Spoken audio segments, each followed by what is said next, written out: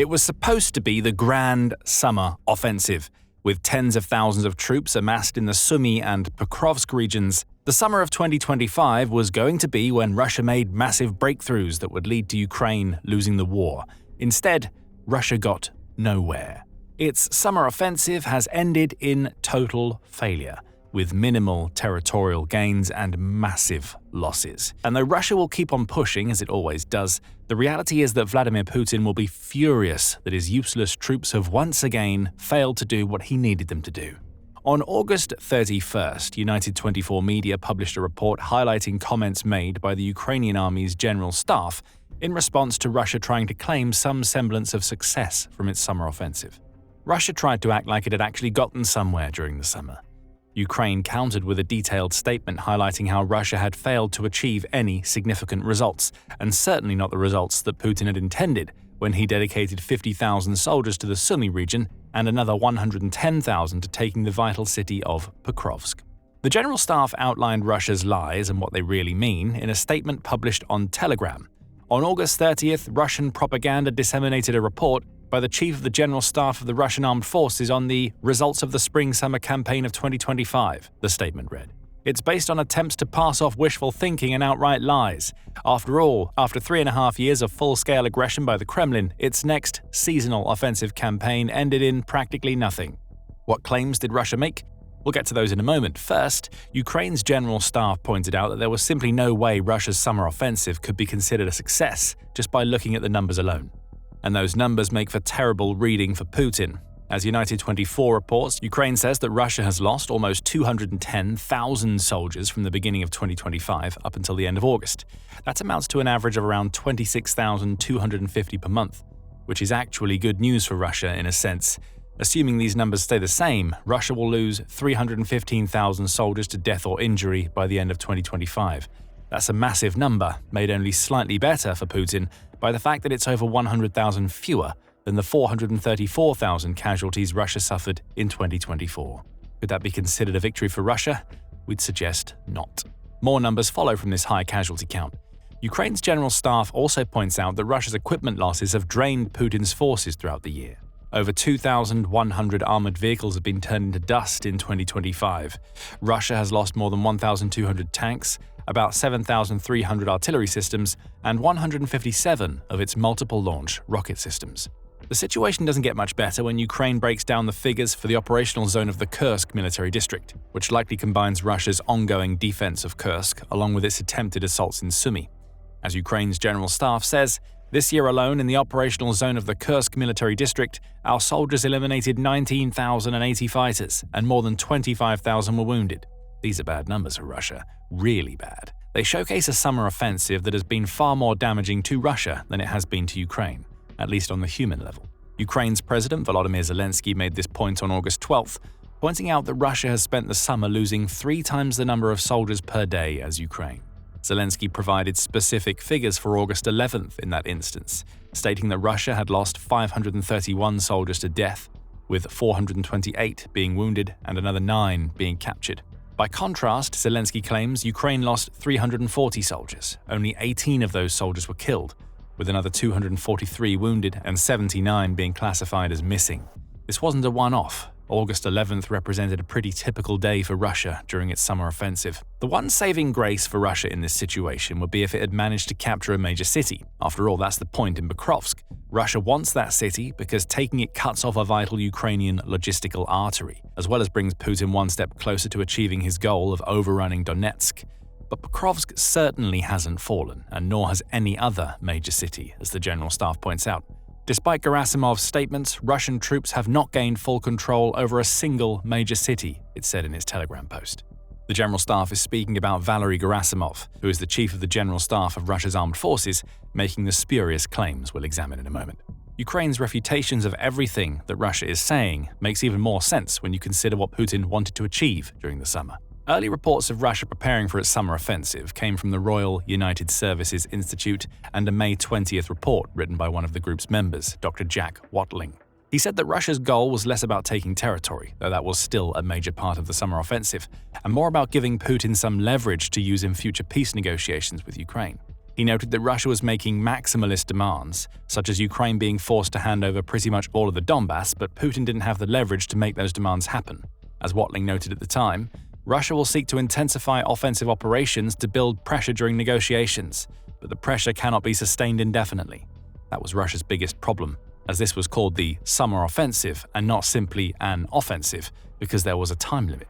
Putin needed to get results quickly to avoid a situation where he frustrated US President Donald Trump, who has spent most of 2025 trying to negotiate a ceasefire to the Ukraine war. Pressure couldn't be sustained indefinitely, not because Putin didn't have the soldiers he needed to send into his meat grinder, but because those soldiers needed to give him what he needed in the space of a few months. Russia's soldiers failed. And the leverage Putin needs isn't there, as we'll discuss in a moment. More specifically, Putin set his forces 2 targets during the summer offensive. Creating a buffer zone in Sumy was the first, as the BBC reported on May 27th.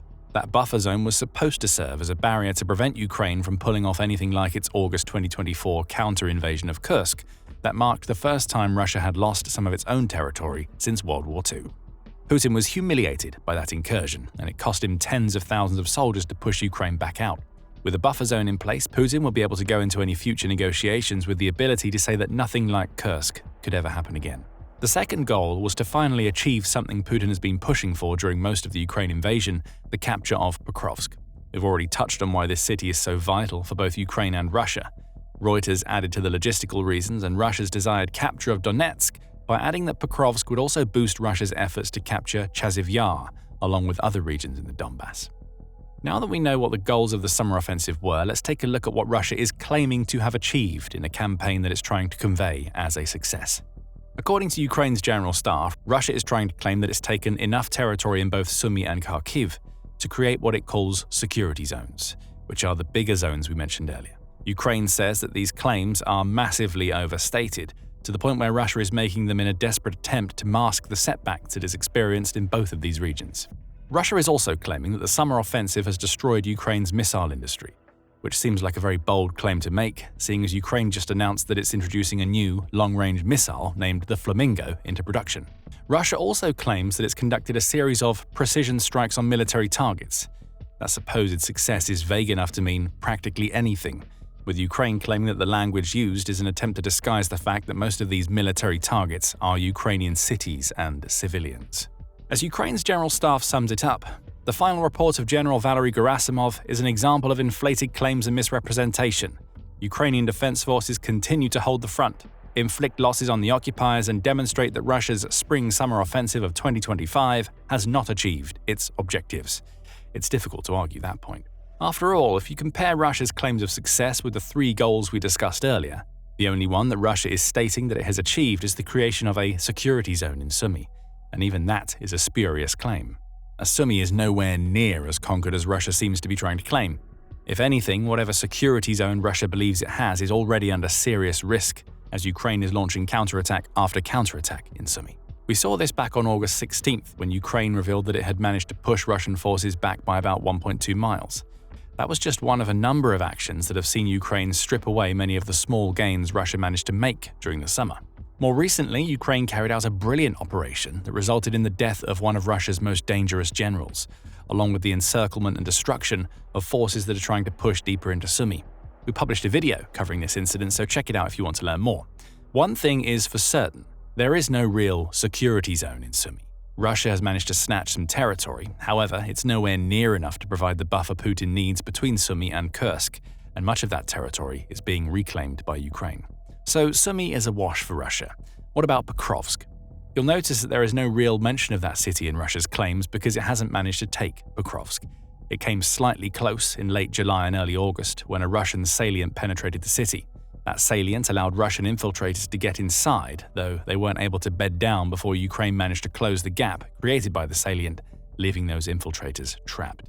Russia's limited forces inside Picrok are now eliminated, and Ukraine has spent the last couple of weeks launching counterattacks akin to those we're seeing in Sumy. Russia's approach to Picrok was to take as many of the small settlements surrounding the city as it could, allowing Russia's forces to launch assaults from all sides. Ukraine was a little lackadaisical in allowing these settlement captures to happen, but after closing the salient into Picrok, the country deployed some of its most elite forces to start taking back the settlements Russia has captured. Russia is still trying with Picrok. As United 24 reported on August 31st, Russia is sending its own elite forces into Pokrovsk to reinforce its offensive. So Putin hasn't given up yet, which should come as no surprise. But when it comes to taking Pokrovsk during the summer, it's a case of close but no cigar for Russia. Finally, there's the leverage for negotiations. That certainly hasn't worked out in Putin's favor, given that Russia failed to achieve the two things that would have given him the leverage he needed.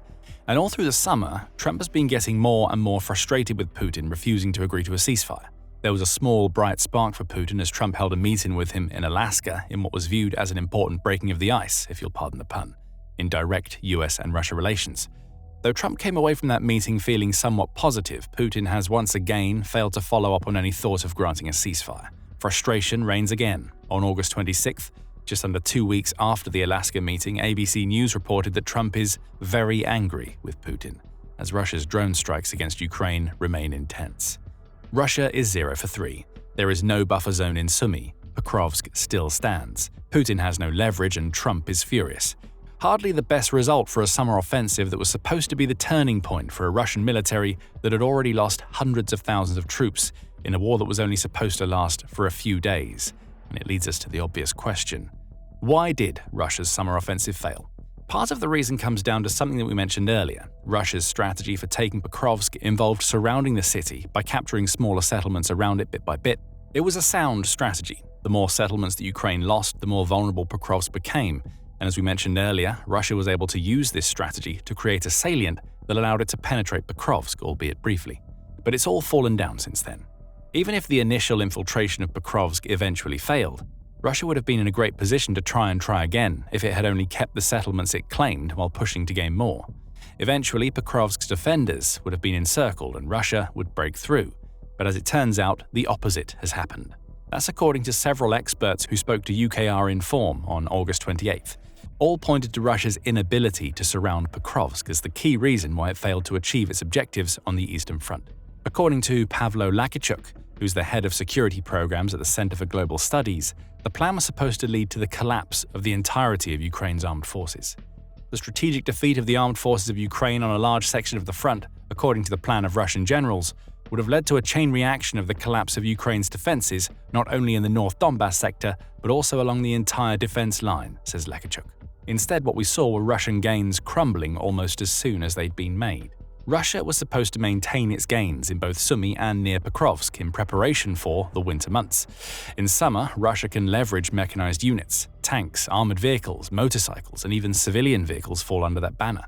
Once winter hits and Ukraine's land becomes inhospitable, the goal from there was to use the settlements captured as launching pads for urban warfare inside Pokrovsk.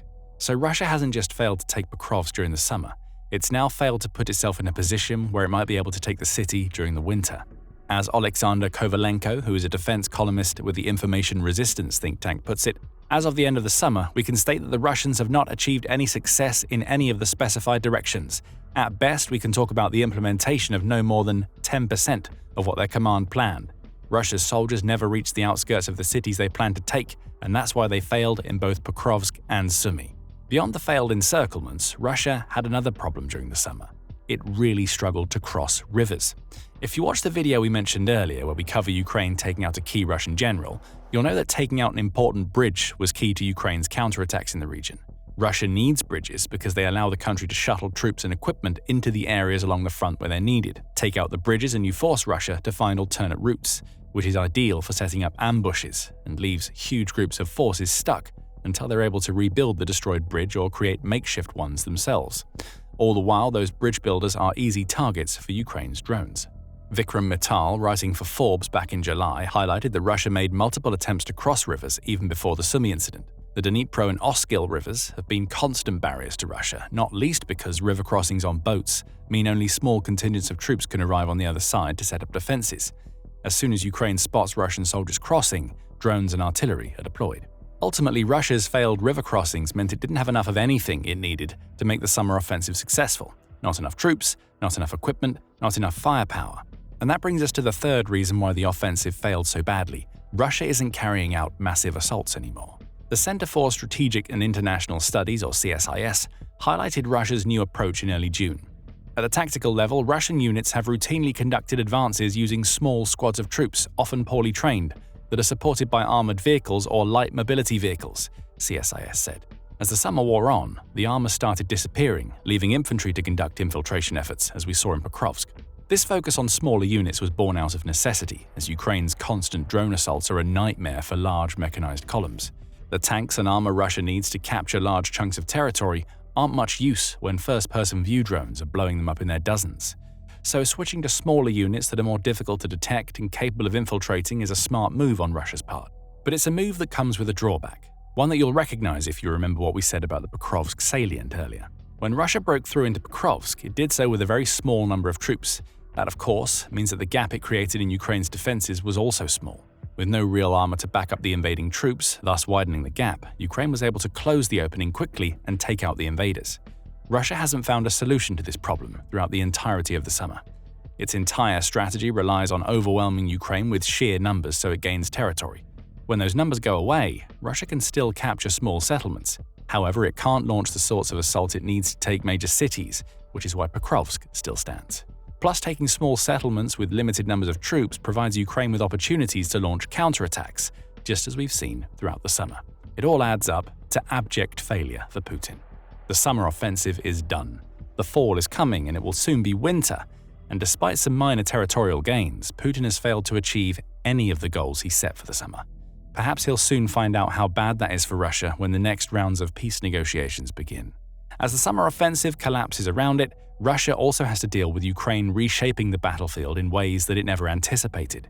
Ukraine's innovations have hurt Russia, preventing the sort of gains Putin needed to see during the summer. Find out more in our video. Here's exactly why Russia will lose. Ukraine became a war genius. And remember to subscribe to the Military Show for more videos covering Russia's failures during the Ukraine war.